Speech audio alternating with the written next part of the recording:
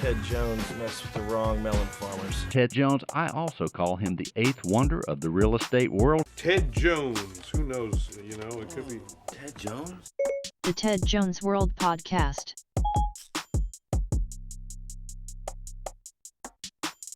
"53, boys and girls. Producer Pat, how are you, dude? What's up? What's going on? Dude, how are your little eyes? I know you just went to the doctor. Can you see straight?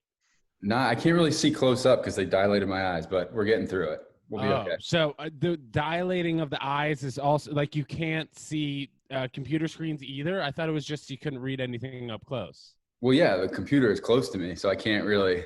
Touche, Pat. All right, man. Well, a lot happening here. We have a very special guest joining the podcast. But first, Pat, I just want to let you know, man, I slid into a girl's DM this afternoon, gave her the same line, same classic line, and I got a phone number back. I was like, "Hi, My line slash. No, well, no, not your edible. Hi, Oh, okay. Should I send you edible arrangements or regular flowers line?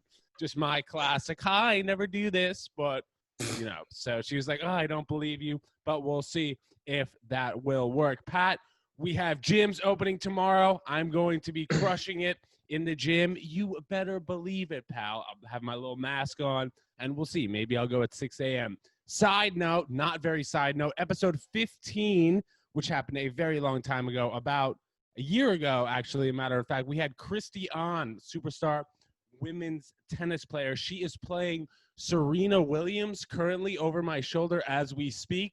So go Christy on. Let's see if she is going to take Serena Williams in this battle in the U.S. Open. So no fans. So she's got to really step it up. All right, Pat, let's introduce this guest that we have. Minor league pro baseball player, Joe Zanghi. Joe, how are you, bro? Where are you? I'm doing, man. I'm actually in Milford, Connecticut right now. So not in the city, just back in the suburbs, mom and dad's place, kind of getting through this COVID thing like everyone else. I hear you, man. So Joe, why don't you give us a little bit of a background on yourself? I gave you a quick intro, being a minor league baseball player, but what is the mindset right now of a guy who's at his parents' place right now? Because Pat and I have been experiencing the same thing, man. It's just a grind. The minor leagues is a grind as is. This year has just been, another thing you got to battle moving forward. So you spend, sorry, I didn't mean to interrupt, but you spent 2019 in upstate New York. So kind of let us pick your brain in terms of like, what really went on when you were upstate New York and then hearing that the season was basically canceled fully from COVID?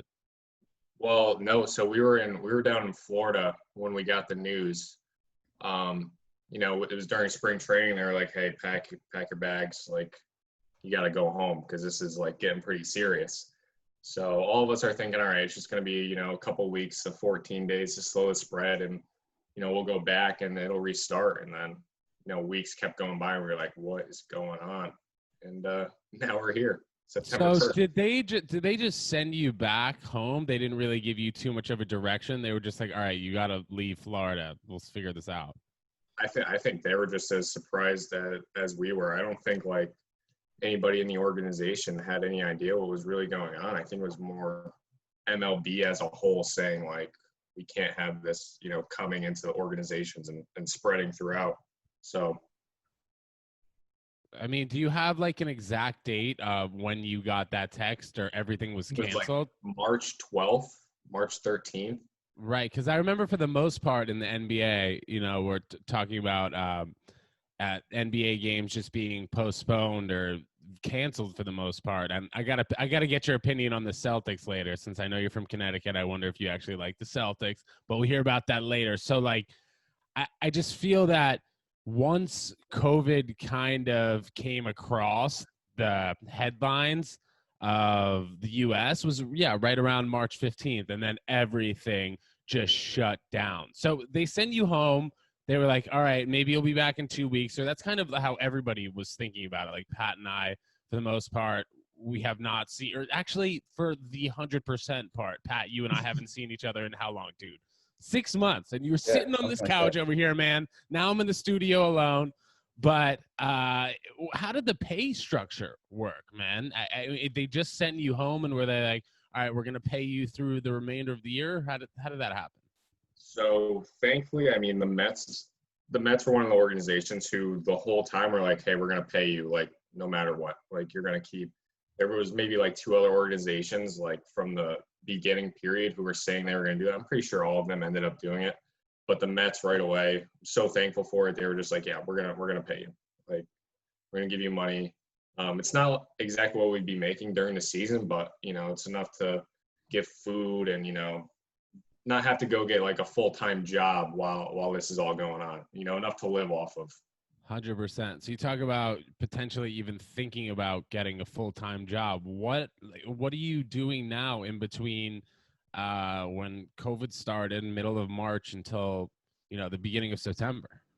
Luckily, the place that I train at, baseball-wise, the owner of it gave me a key, let me go in there and work out. So I at least had a gym, and I could work out by myself and still get my work. And I'm so thankful for him. His name is Mike Porzio. I mean, I can't thank him enough, because I was able to, instead of during that time where everybody might have been hanging out, like couldn't really do much, I was able to get in and get my work in and do what I had to do. So in terms of training now, I know people are probably super careful, especially if somebody opens their doors to you just to come in and train whenever you want. Do you have somebody there catching for you, or do you mean like working out, like you're just working on lower upper body, staying ready Yeah, to so go? I mean, from that standpoint, it was strength, and I bought a net that I could throw into, so I Nice. threw into that. I had a high school kid who lives pretty close by who would come out and catch me, and I kept my circle small. There was 3 people that I would see. I would make sure those 3 people were doing their due diligence to make sure that they weren't being exposed, and we did what we had to do to continue getting better. So being a pitcher and just literally needing to be ready to go if they call you tomorrow, do you feel like it was any different from when you were a catcher initially? Because I know you were a catcher before you even became a pitcher. So what was that kind of transition like, and how did you decide to be, almost a major league pitcher now and just switch over from catcher? Because it's not like switching from wide receiver to cornerback. Right. I mean, I think once you start seeing guys throwing 90-mile-an-hour sliders, you're kind of like, all right, like, I don't really want to hit anymore. It's easier to throw that and get guys out than to actually try and hit it. Yeah, why are you, I mean, not you in particular, but why are you guys so bad at hitting, dude? Dude, You just don't practice? the stuff that these guys throw, it's incredible. The fact that anybody can hit it blows my mind. I mean, I give so much credit to professional hitters. I mean, all hitters, collegiate hitters. It's hard, man. It's so hard. I hear you. So before this podcast, I actually sent over a screenshot to Joe because I told him that I won Little League MVP when I was 13 years old. I was like, dude, he's not going to believe this if I send this over. So my coach from when I was 13 years old, I asked him what my batting average was. And he was like, dude, it must have been like 892 or something. They got you out one time. Pat, I see you smiling. I was no joke. But to be honest, the competition was really not too hot. We got into the mix of like the city and state tournament, and we lost pretty early, like before the Williamsport tournament in general. Like Harlem represented New York, and we probably lost to Harlem, if I remember, in like the quarterfinals. So the competition wasn't too tough, but dude, I definitely hear you in terms of once I was going from like the Peter Stuyvesant Little League MVP status to really going and playing against these kids from Harlem and kids from all over New York, it's a different ball game. Like watching these pitches come in, it's like, yeah, you're a solid hitter and stuff, but like seeing fastballs come in when I'm like 12 or 13 years old at 65 miles an hour is a lot quicker than seeing them come in at 50 miles an hour. Yeah. Oh, 100%. 100%. So what do you think that the difference is between each level of baseball? So if you can kind of break it down for us, obviously, as I was just bragging, I was fresh at baseball back in the day, but dude, I feel like going from college to getting into the majors itself is actually like a huge to do. Like how many levels are there between college baseball and then through to the majors? Dude, it's actually crazy. Like, the minors have like 8-9 levels. Yeah. So all the way from like the Dominican has their own league, and then it works up. There's 2 Dominican leagues. Then there's a GCL, which is like for the rookies.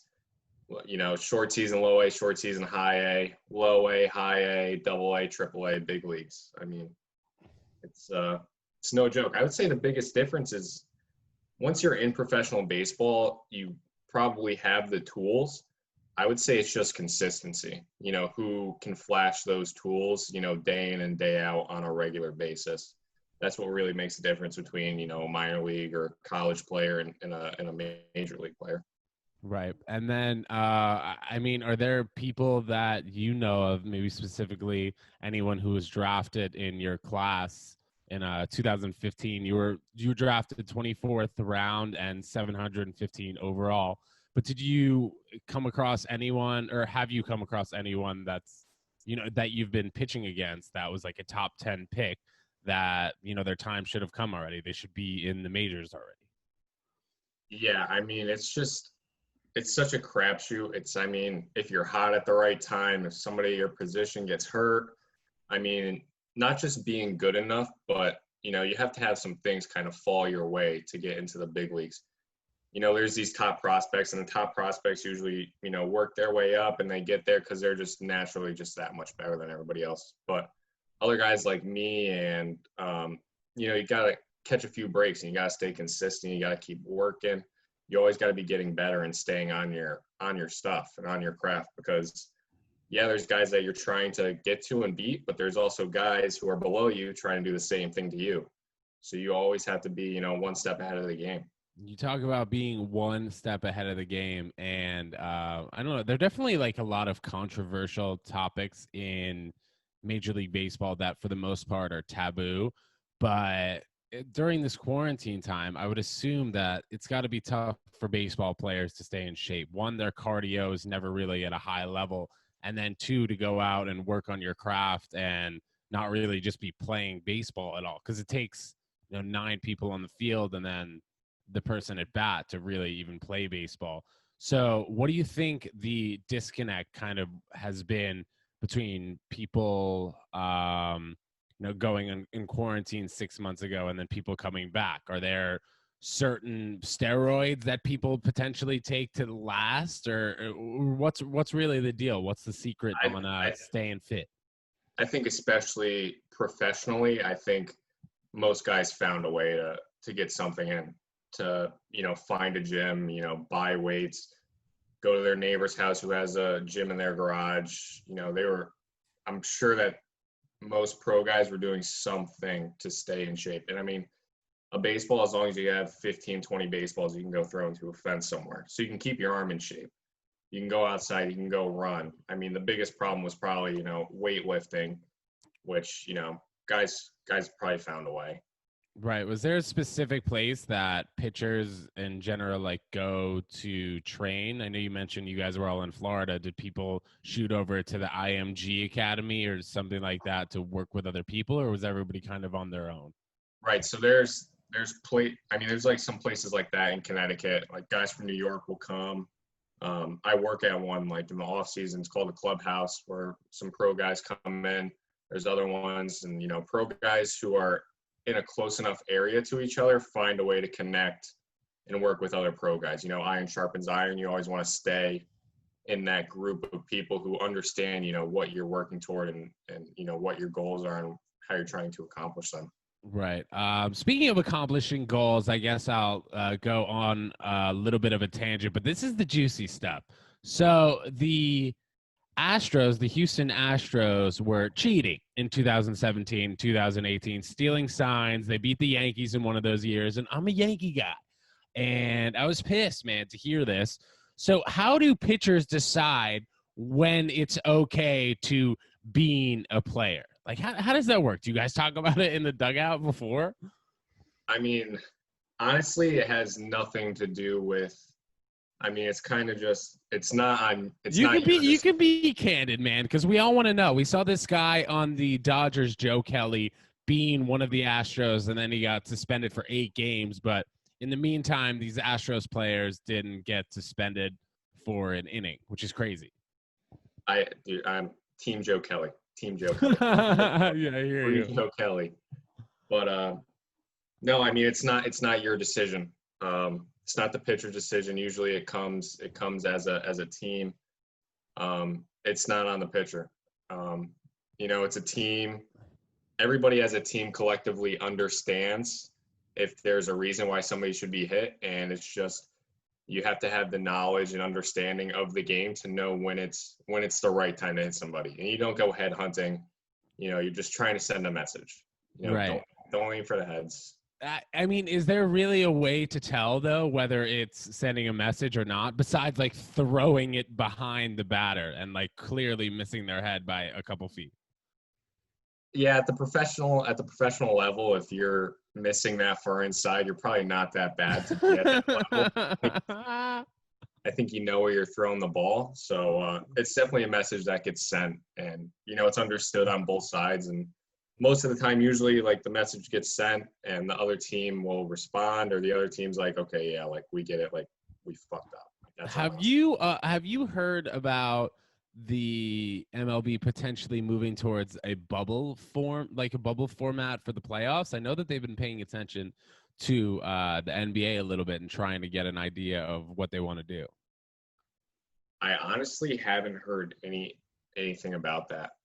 I haven't really looked into it that much. I would imagine that, I mean, that would be the right idea, I would guess. Yeah, for sure. I mean, especially just with like the inconsistency and players from random teams just getting sick and then Right. I think quarantine. Go ahead. Especially during playoffs, you don't want your best guy to go out and all of a sudden he's down with COVID, and now I think it would be the best thing for the league, at least during playoffs. No, I agree. Just to keep everyone in the same bubble for sure.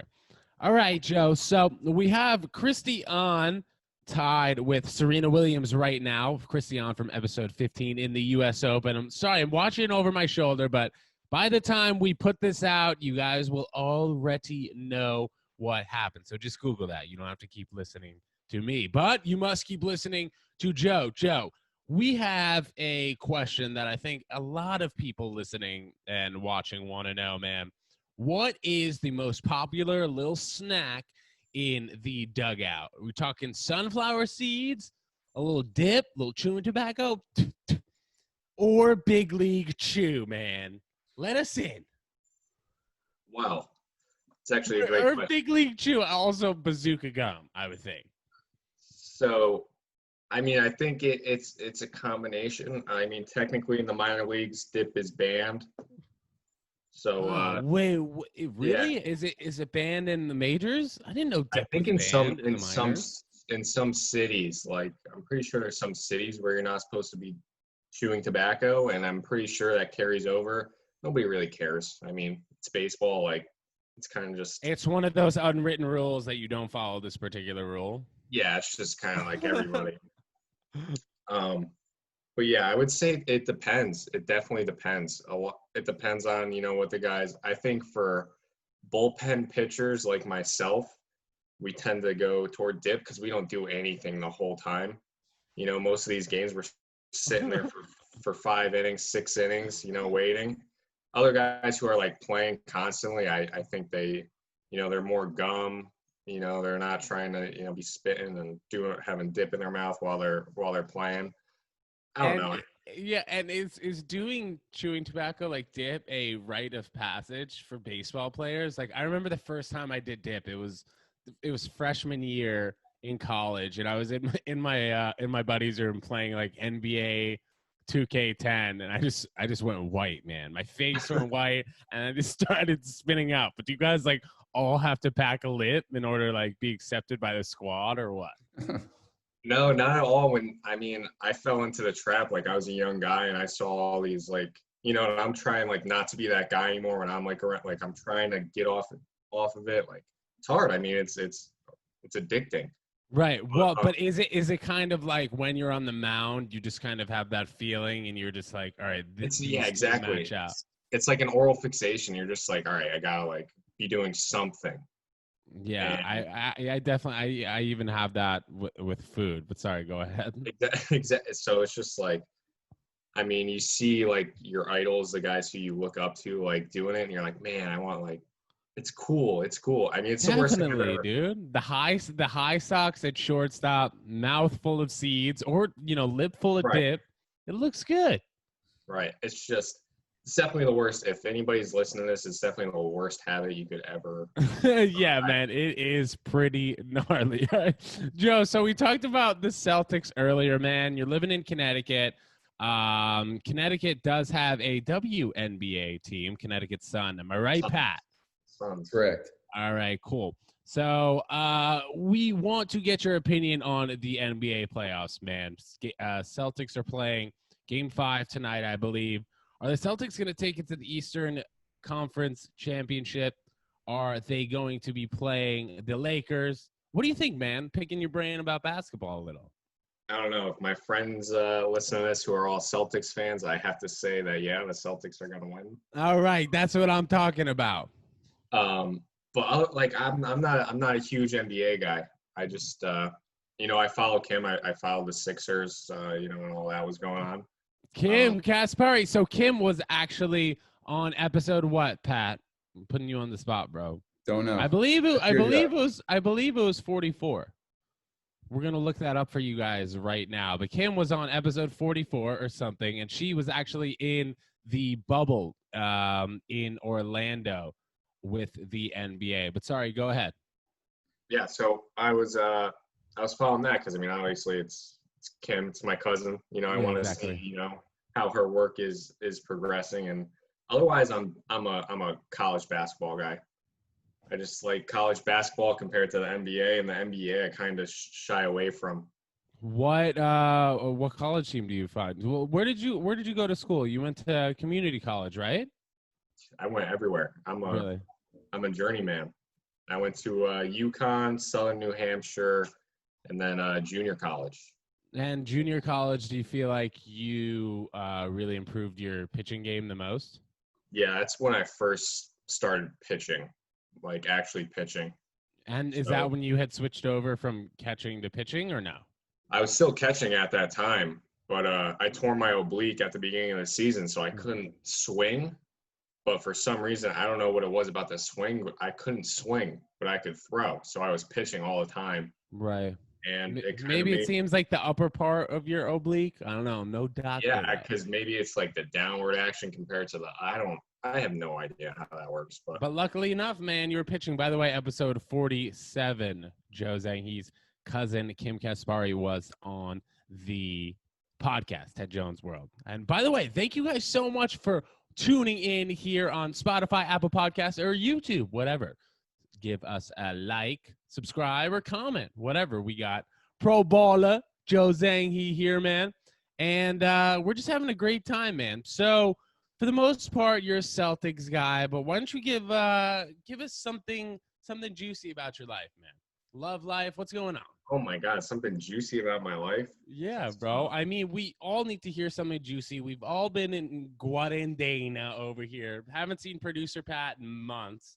And, just give us the juice. Something juicy, man. There's nothing really, I mean, my life is just, the juiciest thing about, like, my life is, like, sometimes I'll go out and, like, have a beer with my buddies. Like, my days are exactly the same every day. It's Groundhog Day. Really? So wait, give us your daily schedule, like a day, like a Tuesday or a Wednesday. All right. So like today I woke up, I got my hair cut this morning because I knew I was coming to see you guys. Yeah, dude, you actually do look super fresh. I'm sorry we didn't say that on the top of the episode, man. Everything is lined up gorgeously. I know I commented on your shirt, but the do and the facial hair look great. So keep going, Joe. Appreciate cuts. No, yeah. So wake up. Then, I took a couple swings with the golf clubs.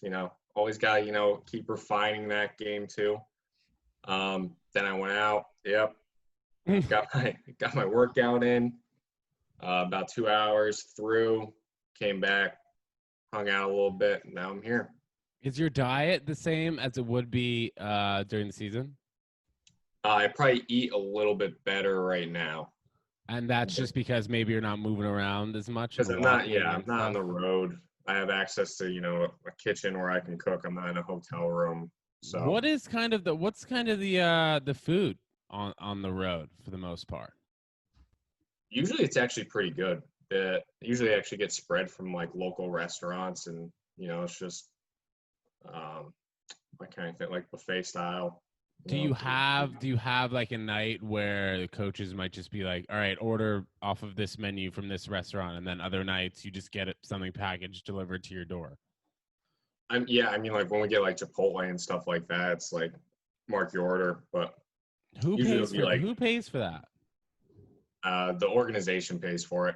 So they they give us like 2-3 meals a day. So I mean, Oh, okay, that's good that it doesn't come out of your pocket. I Right, mean, right. right away.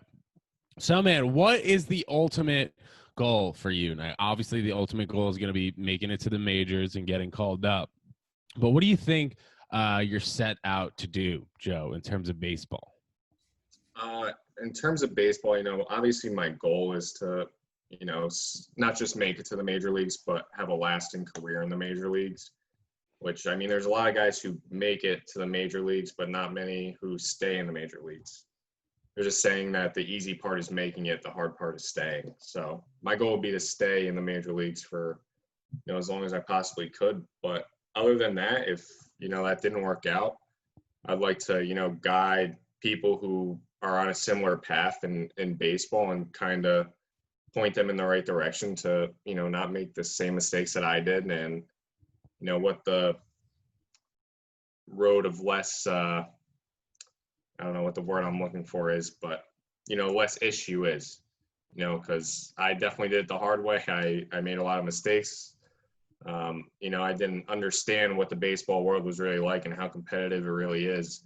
I'm fortunate enough that my abilities have taken me to where I am, but if I could guide some kids to not do what I did, their path might be straighter and they might have a more successful, longer career. When And if you I can talk do that, about when you talk about giving advice to the younger generation or people who are just trying to make it to the majors, what do you think that you do differently in the past besides start pitching a little bit later than you would have liked?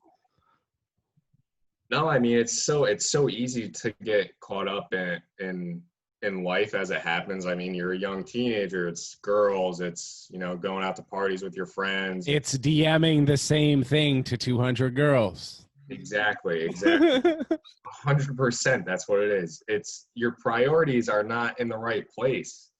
And if you can just see that in the end result is way better than all this stuff before it, all the partying, all the girls, all the whatever you want to say it is.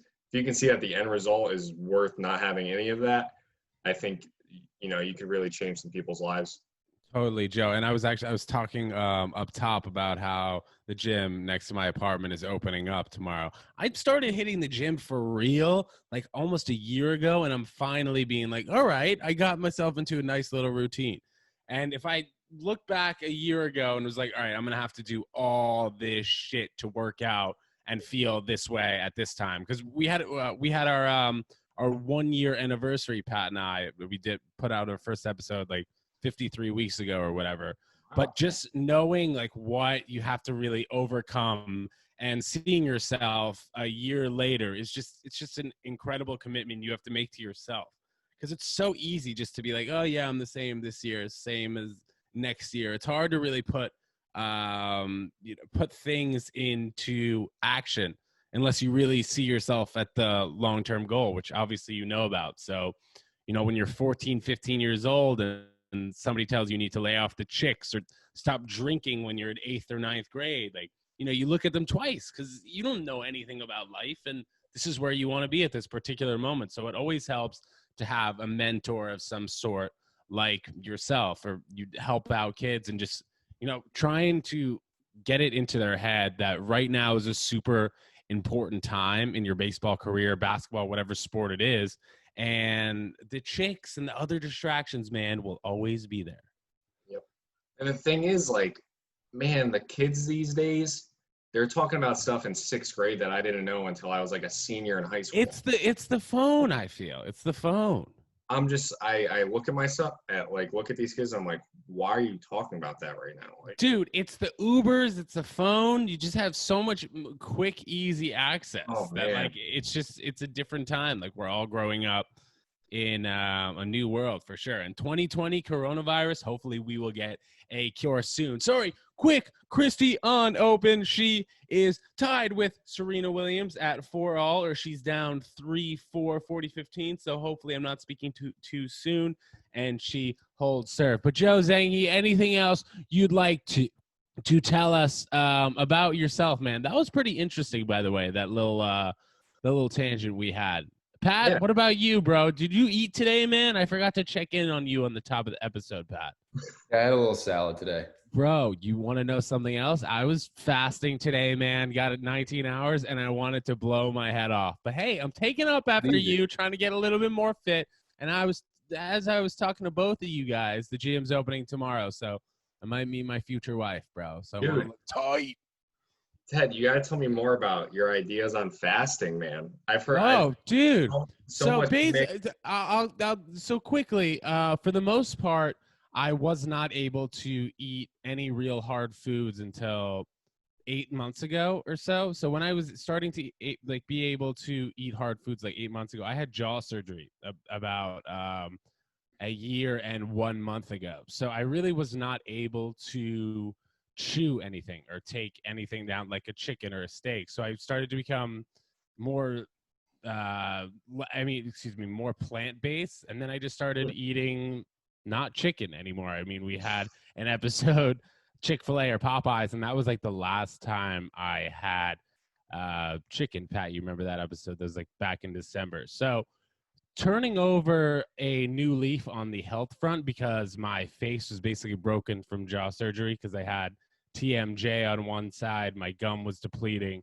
So starting from when I really physically couldn't eat steak and chicken, my diet kind of changed and my lifestyle changed. So doing a ton of research on veganism, and a month after I became vegan, I eat fish though, so excuse me, I'm a pescatarian. But a month after that happened, I watched Game Changers, which is a great documentary on Netflix. If anyone has not seen it, I recommend it. I'm not going to push it on you, but it just basically follows a ton of pro athletes who switched over to the vegan diet, and they did quite well for themselves. And then also I I have been doing more research into trying to find the best way to stay healthy. I had a knee issue about 2 weeks ago, and I learned a lot about autophagy, just looking on Wikipedia and stuff. Pat, you shaking your head. So autophagy is the cleaning out of cells. So when I had this inflammation in my knee, I just went to the drawing board. I was like, fuck, I couldn't walk for 5 days, literally. So I went online and was looking at a bunch of Eastern medicine stuff and saw this guru from India just saying that anything can be healed by like a 48-hour fast, did a 48-hour fast, and now I'm starting to get into it. It's honestly like you're doing a drug a little bit once you hit like hour 19 or such, but hit hour 18 today, had to order some food. But I recommend it, man. If you just think about it, I don't want to say logically, but if you think about the human race and how we weren't able to get food every 8 hours for the past X amount of time that humans have been around. So it just kind of allows your body to adapt and change out and clear those new cells, because like if you have a full stomach, there's no way that your body can really focus its energy on taking away the inflammation. So like doing a fast, like once it hits 18 hours, you really start to get to a new level, and then so on and so forth up until like 72 hours, until like you will start losing muscle a little bit. But for the most part, in that first 72 hours, especially for men, you're gaining muscle. And by the time 48 hours rolls around, you have like 500% increase in HGH, dude. So you just wake up feeling jacked. So I recommend it. I didn't mean to go off on a my opinion on it too much, but I just gave it to you. So, dude, there you go. No, because it's funny because after the season, I was doing a lot of research. I needed to I need to change my life. Like after the season, like you've just gone through a whole season, like a lot of drinking, a lot of eating like shit. I mean, it's just like I needed a detox. So I went vegan and I did intermittent fasting for 2 weeks. And dude, it's just like the weight shed off. And When like did you do this? right when I got back from the season. So like probably the beginning of September. I mean, I might have had chicken like 2 times in there, but for the most part, I was vegan and I was doing the intermittent fasting. So I was only eating between like 1 p.m. and 7 p.m. Otherwise, I was not eating. And dude, it was like a complete detox of my body. I felt brand new. It was great, but I haven't done the extended, prolonged fast. What's the longest you've done? I'd probably say 16 hours. Pat, what's the longest you've done? I've done 48 hours. Right, I did. So my what was my dude? I did 62 hours. I was dying on both days. You just have to Bro. you have to just kind of like tell yourself you're not going to eat or drink because of like a specific reason. And my specific reason at this time was my leg, my knee actually, which is like feeling a lot better. I wasn't able to walk, as I said, for 4 or 5 days, but like now it is really almost 100%. And I feel like just letting the toxins clear out a little bit and letting your body's energy focus on the inflammation and not breaking down food. I mean, it makes sense scientifically, but people nowadays are so used to eating 3 times a day that if I really even suggested it to them, they might think it's crazy. I mean, but obviously a pro athlete does it. So, I mean, how do you feel about people and other teammates of yours eating habits? Yeah, I mean, you kind of learn as you go. I think the biggest thing is, there's so many foods that are inflammatory. So you try and limit those as much as you possibly can. And everything you want to do, especially, post game, is anti-inflammatory. Don't let those joints, all that stuff start getting inflamed because you might have to, pitch again tomorrow. So it's a lot of turmeric, and you just kind of, stay away from the red meat, lean meat if possible. All those fats kind of, build up, and I don't know. You're always learning. Like I'm learning from you right now what your fasting does for you. You're saying that, so I'm gonna go look more into that. It's just about learning and then trying it and figuring out what works for your body because it's not the same for everybody. Totally. And it feels that like in sports in general, just over the last 20 to 25 years, the longevity of the athlete has really improved. And that's through weight training and through diet. And I think that as time goes on, once people kind of figure out that, okay, I cannot really be eating meat every single day in order to be at the top of my performance, and people realize that, okay, maybe clearing out my cells and trying to get this inflammation down by not eating lunch, maybe this will work. Maybe this will, try this and that. Because athletes in general are so committed, and you see everything that they're doing outside of their body, pumping weights, eating every X amount of hours, training super hard. But I feel that like people in America in general overeat.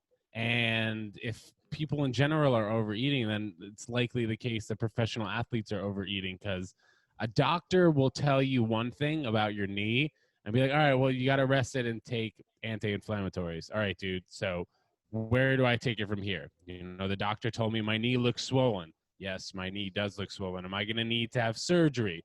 Whatever. I go get an MRI. It's too swollen to tell. But I think that there are definitely steps that people need to do their own research before you just fully listen into a doctor that might not know what he's talking about. Right, because I mean these anti-inflammatories, like, all right, so they're taking the inflammation out of my knee. What's it doing to my stomach? What's it doing to my liver? Like all these things I've learned you can get it through your diet and the nutrients that you take in, and there are so many just natural herbs and spices and all these things that can just really help your body. Instead of, you should be looking to try and use those before you're going to the Advil, the ibuprofen, and all that. Good thought, man. Joe Zanghi, episode 53, man. We didn't expect to have that fasting combo, intermittent fasting combo at the end. I'm happy we had it. I know Pat was fired up about it too. He's been wanting to talk about it. But Joe, thank you so much for joining the Ted Jones World Podcast, episode 53 here on Apple Podcasts, Spotify, YouTube, and we will talk soon, man. Good luck on your journey to the major leagues. We will see you on TV soon. And just a quick check-in on Christian before I let you guys just look on Google yourselves and find out who won this match. 4-5, 30-all, Christian serving. This is going to be a massive point, but you guys should just go ahead and Google it. Joe, thank you so much, my man. We will talk soon. Pat, thank you. It's a pleasure. Thank you, man. Thank you. Take care.